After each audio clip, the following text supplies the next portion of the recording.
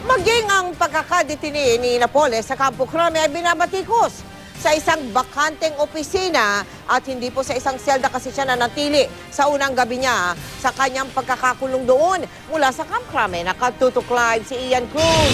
Ian. Yes, Mel, patuloy ngang ginigiit ng Philippine National Police na wala silang ibinigay na special treatment kay Janet Lim Napoles nang dalhin nga siya dito sa Campo Crame matapos sumuko kay Pangulong Aquino. Sa bahagi ng tanggapan ng DILG sa loob ng Campo Crame na Malagi, si Janet Lim Napoles nang higit lang ng bahagya sa 24 oras ang nagsilbing detention cell niya. Ang silid kung saan daw saglit na nag-opisina si dating Undersecretary Rico Puno. May aircon ng silid at may folding bed para kay Napoles. Pero giit ng PNP, hindi ito special treatment. One of the vacant office, yung use post office na Undersecretary for Peace and Order, which has been unoccupied for some time now. Sakaling sa Crame raw ibalik si Napoles, handa raw ang PNP Custodial Center na may 70 inmates, kabilang sina dating PNP Chief Abilino Razon at drug lord na si Lilan Yan alias Jackson D. Kagabi, bago ibiyahe papuntang Makati City Jail, sinuri muna ng doktor ng PNP si Napoles na mayroon daw diabetes. Tumaas ang kanyang presyon, so in-stabilize muna, pina-inhale ng oxygen, nagka-hyperventilate, at nung na-stabilize ay inilipat na sa Makati City Jail. Pero kahit daw nag-stabilize ang kondisyon, nakararanas pa rin daw si Napoles ng palpitations o mabilis na tibok ng puso. Hindi po kami humihingi ng special treatment. Although her condition stabilized, so it was not necessary to go through the emergency room of any hospital. No? So we willingly, on behalf of my client, I'd like to say that she voluntarily did not resist coming here, knowing that, relying on the President's promise that she will be given due process.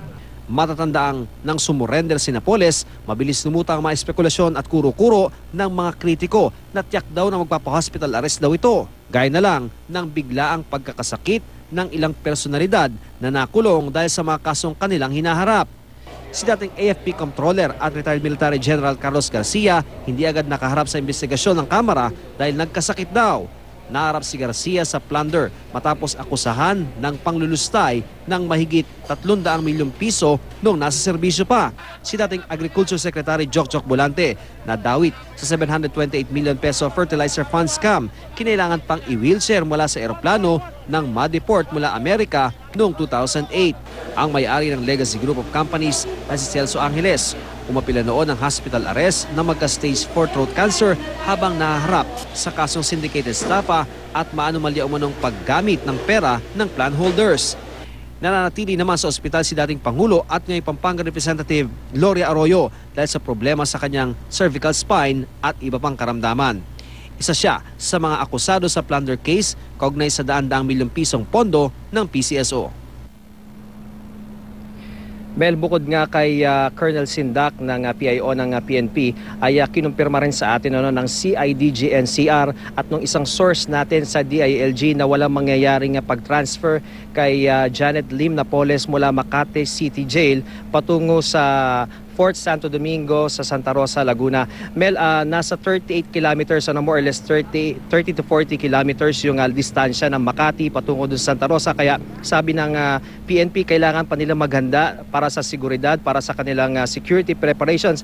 At ang information natin, Mel, hindi pa raw handa yung mismong bahay o yung mismong paglalagakan, yung pagdidetainan dito kay Janet Lim Napoles. Kaya hindi pa maisasagawa sa ngayon yung pagta-transfer sa kanya. Pero ang timeline na ibinigay sa atin na naka-hold muna si Janet Napoles dyan sa jail ay hanggang mamayang umaga lamang. So sa pagdating ng umaga ay mag-aantabay tayo kung maililipat na nga ba si Janet patungo nga doon sa Fort Santo Domingo. Mel? Maraming salamat sa iyo, Ian Cruz.